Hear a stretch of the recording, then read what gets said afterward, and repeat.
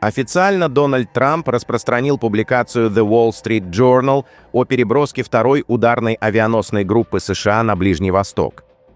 Это произошло вскоре после его встречи с премьер-министром Израиля Биньямином Нетаньяху, что усилило в СМИ и аналитических кругах версии о возможной подготовке Соединенных Штатов к военной операции против Ирана. На фоне растущей военной активности Трамп сделал ряд жестких заявлений, подчеркнув, что если сделка с Ираном не будет очень справедливой и очень хорошей, страну ждут очень трудные времена.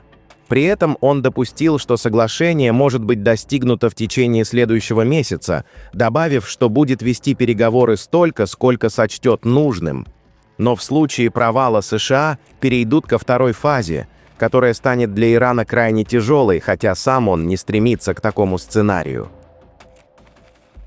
Отвечая на вопрос журналиста о том, почему Нетаньяху якобы настаивает на прекращении переговоров, Трамп заявил, что этот вопрос не обсуждался, и вновь подчеркнул, что окончательное решение остается за ним.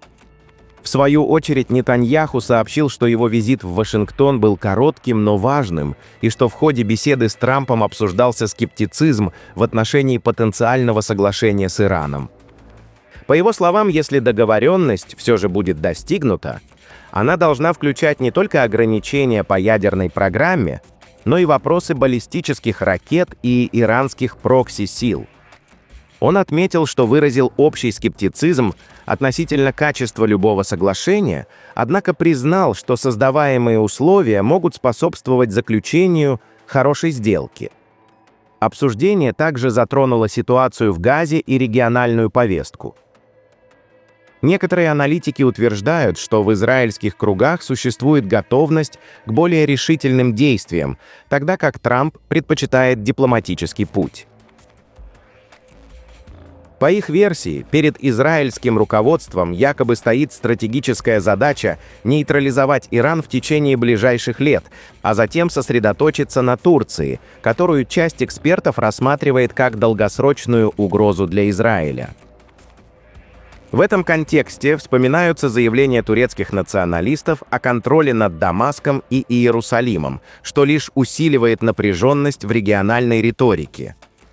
Иранские медиа, в свою очередь, расценивают переброску второго американского авианосца как однозначный шаг к войне, подчеркивая, что подобные действия подрывают переговорный процесс и свидетельствуют о недобросовестности США.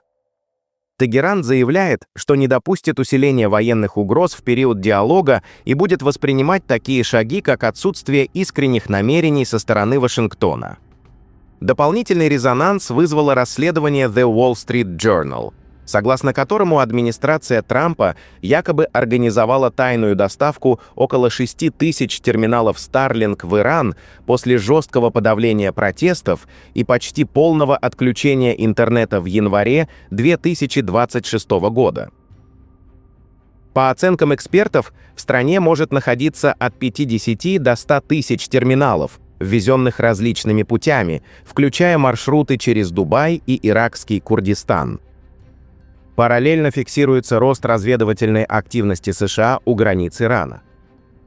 Противолодочный самолет ВМС США Boeing P-8A Poseidon и беспилотник-разведчик MQ-4C Triton, по данным СМИ, совершали полеты вблизи иранской границы.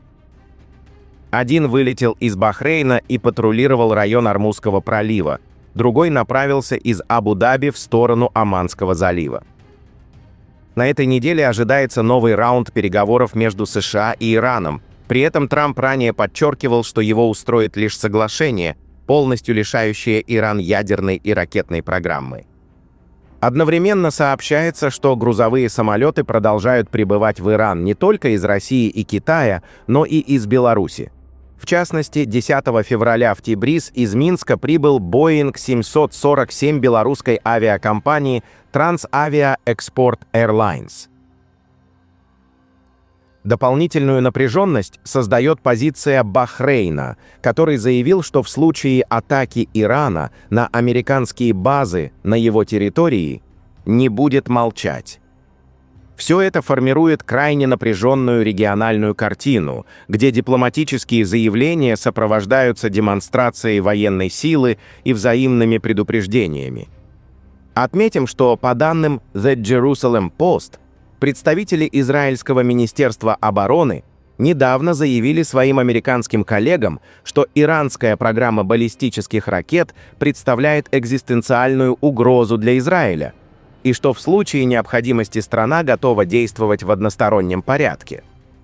Мы заявили американцам, что нанесем удар самостоятельно, если Иран пересечет установленную нами красную линию в отношении баллистических ракет, сообщил источник.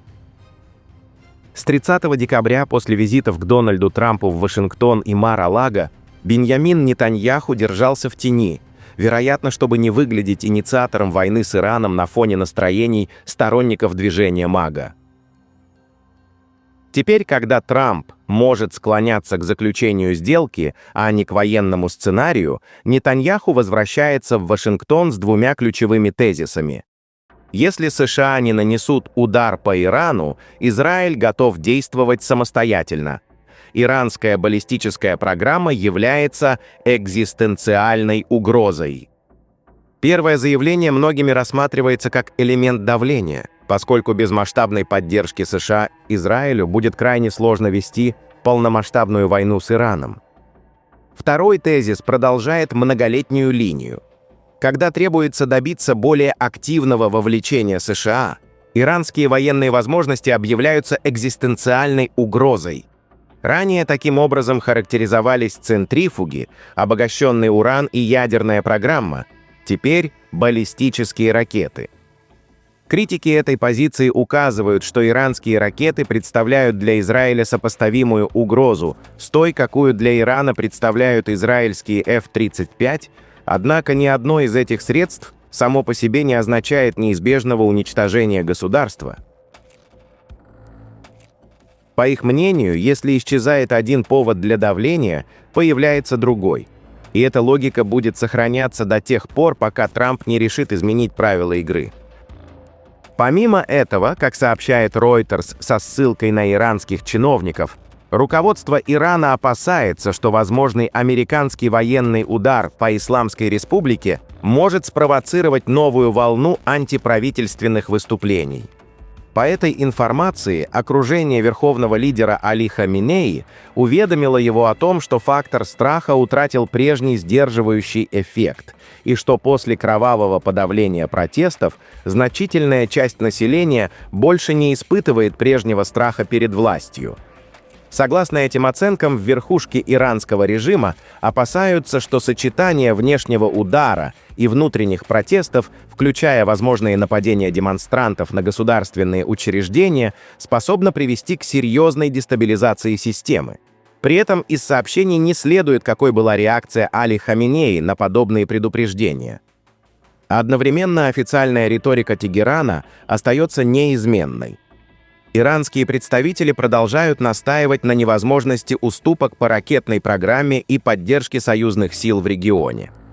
Что касается ядерной программы, то иранский режим не демонстрирует готовности выполнить требования о полном отказе от обогащения урана.